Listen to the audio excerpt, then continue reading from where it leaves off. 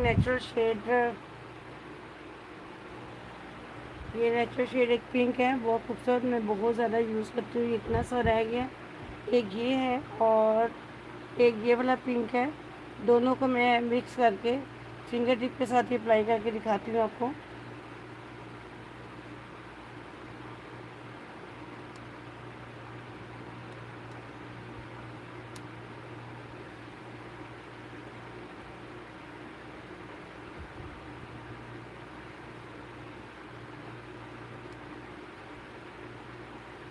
यहाँ पे आईब्रो को पकड़ के यूँ आँख की शेप को इनहेंस करें। और